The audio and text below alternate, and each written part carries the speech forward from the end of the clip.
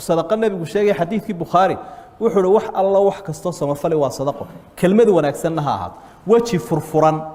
وضلالك أكو قابل شيء بشاشط يا سلام لها هذا كل معروف صدقة arrin buu noqon karaa awood aad ciisay buu noqon karaa aqoon aad ku kordhisay buu noqon karaa iyo adduun aad siisay intuba waxay noqon karaan macruuf xukunka sadaqada marka la eego qayb waajibana way leedahay qayb sunna ana way leedahay sadaqada sadaqooyinka waajibka waxa kamid ah nafaqadii biilkii reerkaaga iyo waalidkaaga iyo ubadkaaga iyo ay kugu lahaayeen ehelku iyo xoolaha nool waxa kamida sakadi iyaba waa sadaqo inama sadaqaatu lil fuqaraa waxa kamida wixii jihaadka lagu bixinayay xaalada qaar buu waajib yahay waxa kamida dadka gaajaysan ومن أحياها فكأنما أحيا الناس جميعا hadii qof dhexdeena gaajay nagu baqtay waa faral in wax la siiyaa waxa kamida nadarki an-nadr sadaqada sunnaha dad isku waajibiso tiraahdo lillahi alayya an u'tiya kada inaan wax inta leeg bixiyaabo ilaahay igu leeyay faral bay noqotay waxa kamida shayga loo yaqaano xaqu dayf martida xaqeeda hadaad miyiga joogto magaalada miyiga yar kala duwan oo martii ku soo yeedo sahayna aan sidan meel wax ka cunaana lahayn dama jeebki tafadalo bijaybikum badalanaysa xagee ka tafadalan dhir baa ka taagan meesha waxa lagu ma hayl cunay marka faral bay kugu tahay inaad wax siiso hadaad ka seexataad isdhagooleysana u dhagoolaysaad ka aamusana xaq waxay u leeyihiin wax ka cunaa waxaaga waxbay ka cunayaan xaq dayf baalaya todobada xaaladood nafaqadu waa waajib inta ka soo dhayna waa sunni xigmada ku jirta waxa weeye sadaqadii adoonnimada aynu xaqiijinayna de ilaahay baa ina amro yiri anfiqu mimma ja'alakum mustakhlafiina fihi waxaan ilaahay baa idin siiyo wakiil kaga tihiine wax ka bixiya amarkaas aynu qaadanayna adoonnimada aynu hirgelinayna cibaadooyinka ka mid waa shukru nicma nicmada ilaahay baynu ku mahadnaqaynaa wuxuu ilaahay ku siiyay markaad wax ka bixiso waad mahadnaqday waama bi ni'mati rabbika fa'adi nicmadu ilaahay ku siiyay ka sheeko iyo macnaha dareenkii qalbiga iyo amalkii bood raacinaysa a'malu ala daawud shukran baalay amal wax bixin weey oo qofka wixii ilaahay uu siiyay wax ka bixiyaaba ku mahadnaqay nicmada bakhaylnimadana way ka nadiifisaayo waa cudur aad u daran bakhaylnimadu waa xudirat al-anfus shuh wama yuqa shuha nafsihi fa ulaika humul muflihun cudurka bakhaylnimada la xajacla xumada adayga oo akhlaaqan wanaagsanayna sadaqada ilaahay kaga nadiifiya waa takhalluq bi akhlaaqillah xigmadeeda waxa kamid ah akhlaaqdi ilaahay uu qaadanayno oo ilaahay wuxuu buu bixiyaa xoo ma qaato marka aduguna markaad wax bixinaysa akhlaaqdi ilaahay baad qaadanaysa nabiguna kaleey salaatu wasalaam xadiidkii saxiixa wuxuu ku yiri takhalluqu bi akhlaaqillah ilaahay akhlaaqdiisa qaat wax bixintaas wa ilaaj lil qalbi min hubb ad-dunya qalbiga waxyaabaha xanuujiya waxa kamid ah aadka u hawle habeenkii uu ka seexan waa jacaylka adduunyada markuu kugu weynaado ilaahay baad ilaawaysa aakhirada ilaawaysa dadka ilaawaysa dalka ilaawaysa xeeraan baad noqonaysa وكان الإنسان قطورا قطور ومد لحج على بطانه ويكاد وينسى ومجلبا للمحبة كالقعل نوي سوتشي ده صدقه يا dadka waxay wada jeceli ehelka hadayhin jaarka hadayhin asxaabta hadayhin ummadda hadayhin waxin la isu hadiyay abu nabigu noo jiray kaleey salaatu wasalaam si kalgacal ku yimaado oo dadkaad wax siisaa way ku jeclaanayaano in fara badan waa adiga arkay dad muslimiin oo gaalada ku jecel waxay siinayaan argaalkaas waxna siinay kuwi muslimka wayna soo eriyeenoo rasaas bay dabada noo qabteen kana adeerda jinsiyad baabu nasiyay biil joogtaa bay kulay qalbigiisiiba uu degay maalkana ilaahay wuu ku barakeeyay subhanahu wa ta'ala maalka ayaa ilaahay ku barakeynaya oo waa ka nabigu la sadaqadu maalka waxba kaba yarayso haday tiradiisu yara dhimantay tayadiisi baa kordhaysa tayadiisi ayaa kordhayso suuq iyo sararba uu yeelanaya waxa ugu bay dadku soo eeganay qofka adiga jeer wixiisa wax ka bixiya haduu miyiga joogo xoolo nool ay yihiin saylada markuu keeno dadku ku xoomaya aniga iga iibidaas oo midhan ba ka dhacaysa kan kale cid la hadlimayso hadaad xoolahaga si fiican uga safayso moodka ah iyo maalka magaalada sakadana waxa suuq buu yeelanayaa dadku ma saa ku eegaya meheradaha hareeraha waxa loo leeyahay kan saaciidada la socota waxa laga yaabaa ka kireeyay guriga inuu yiraahdo bal iga baxana ku shaqaysanayeen way dhacday markaad uga baxdana dem cidiba u soo gali weydo marka meelo badan ayuu ilaahay ka barakeynaya ku xisaabta hadhagooleynine tilmaanta ilaahay qaada subhanahu wa ta'ala ma aynu qaadano wallahu subhanahu wa ta'ala دراسة السماية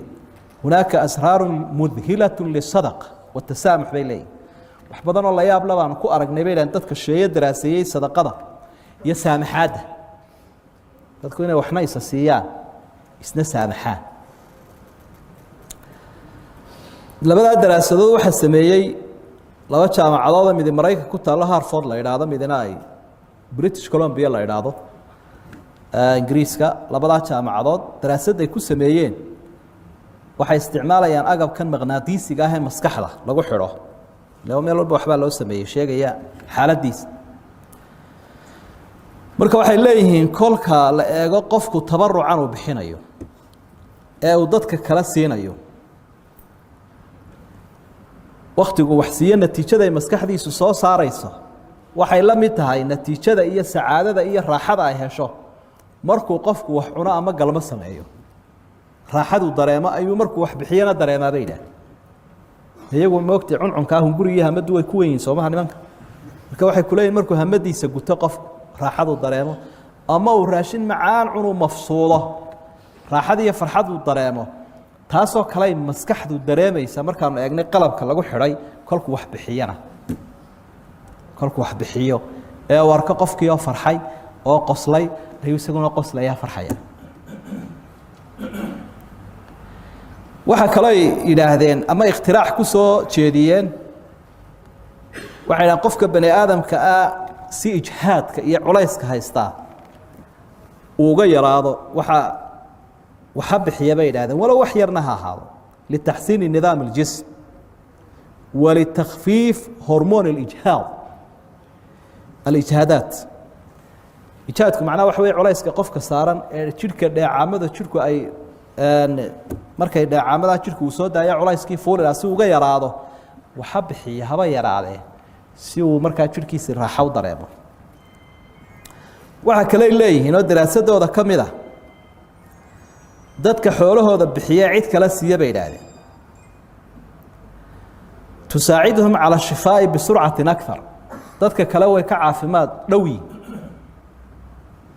دوات النبي يقول عليه الصلاة والسلام داووا مرضاكم بالصدقة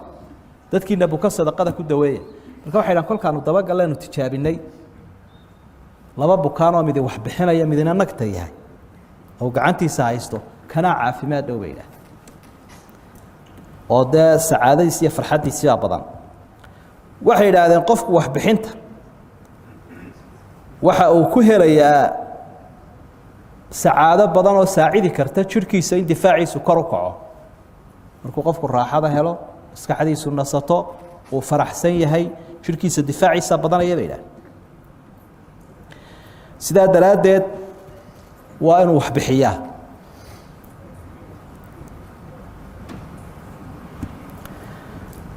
waxyaabaha qofka ka saacidaya bay yiraahdeen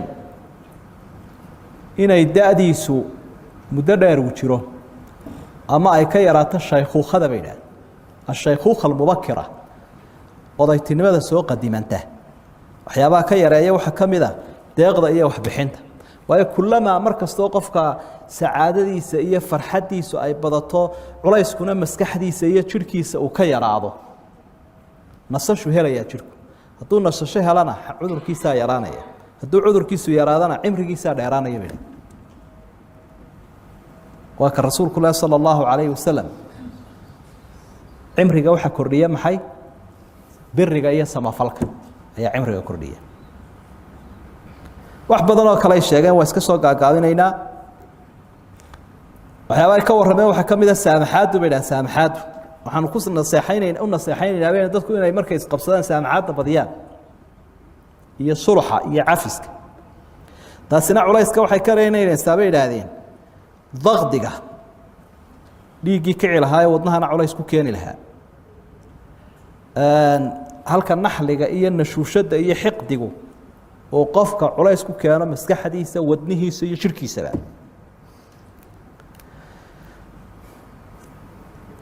waxa kale ay sii sheeganay yiraahdeen al-infaq على الفقراء يزيل الخوف والاكتئاب ويسبب السعادة قفكو إنه وحبحيه وحو كديقه waxay qofka ka kaxaysaa cabsida iyo waxaan ay u yaqaanaan istarastiga iyo ciilka iyo carada qofka haysa ayuu ka kaxeeyaa wata ilaahay uu noo sheegay subxaanahu wa ta'ala alladina yunfiquna amwalahum bil-layli wan-nahari sirran wa 'alaniyah falahum ajruhum 'inda rabbihim wala khawfun 'alayhim wala hum yahzanun marka waxaan helay baydaan waxaan la yiraahdaa cabsida iyo didbada iyo istarastiga iyo culaysku uu ku yar yahay qofka wax bixiya halka uu ku badan yahay qofka wixiisa haysta ama had iyo jeer aan saamaxaad badnayn umuuman waxaynu leenahay waxa ay sheegeen iyo wax kale badanba waxa kale ay sii raaciyeen inay yiraahdeen in ash-shuha wal bukhra min akhtar al-amrad an-nafsiyya cudurrada had iyo jeer dadka dhiba waxa kamid ah bakhaylnimada iyo adaygnimada baydaan waa qoladii cilmu nafsiga iyo dhakhaatiirta labadaba waxyaabo ugu badan dadka dhibo weeyaa bayda sida daraadeed wad website-yadooda markaad gasho dadka noocaas waxaad ku arkaysaa iyagoo ummadooda baraya qofku inuu wax bixiyo iyo waxa uu ka faa'iidayo waxaynu se ku soo ururinaynaa waa arrimo aynu dee kolley xusayno uno dee adduunyada dad badan ay daraasayeen laakiin inaga waxiga ay nagu filane kullu daalika waxa ay ka waramayaan waa faa'iidooyinka adduunyada laakiin inagu waxaynu raadinaynaa faa'iido adduunyo iyo mid aakhiro waliba ta aakhiro ay noo weynta oo raali noqoshihii ilaahay iyo jannadii ilaahay baynu ku baadi doonaynaa waxaynu bixinayno iyo sacaadada aakhiro iyagu sacaadada adduunyada ku doonayaan ay ka sheekaynayaan akhlaaqdooda macna dhaqankooda caafimaadkooda waxa loo dhan waa wada adduunyadii laakiin taana waa lagu helay tu kale oo hadafkeenu iyo ka sii weyn oo tii aakhirana waynu doonaynaa yata ilaahay xaqiisa subxaanahu wa ta'ala marka taasaynu inagu la dheernahay umuuman waxa marka halka aynu ka arkaynaa sidan cajiibka ah faraha badan ee ilaahay aayadaha badan uga waramay infaaqi manziladii iyo miisaanku islaamka dhexdiisa ku leeyahay infaaqi wax bixintu marka qofku waanu budget baaskareeya ama qayb sadaqada kamida uu ogolaada halka iska dhigaa maalintii iyo bishii iyo sanadkii dee isagiiyo ilaahay baana islow dadku inay ku ogaadaan ha ku xisaabtamin waxaagay ogaanin intaad kari karto waayo waa waxyaabo waa inuu adiga iyo ilaahay kaa dhaxeeyaa aad maalinkay kugu adkaato ugu tawasusho tawasulka soo garamaysid camalka saalixa ilaahay loogu tawasulaa marka acmaasha khaaliska ah ee adiga iyo ilaahay uu isla ogtihiin maalinkay adkaata ilaahay baa loogu dhawaadaa xadiithul qaar waad xusuusanta nimankii soconaya safarka ku jiray iyagoo cidla maraya godis jiri gala ee dhagaxu ku awdmay ilaahay bay camalkoodii ugu tawasuleen dee waa camalkaas ixsaan iyo samafal iyo sadaq u badnaa mid markuu mid waliba ilaahay ugu tawasulo in baa ka dhaqaaqaysa haddana in cagaf kaloo riixday may jirin oon ahayn camalkaas saalixa ilaahay ugu tawasuleen ilaahayna uu kaga dulqaaday subxaanahu wa tacaala wallahu subxaanahu wa tacaala aclam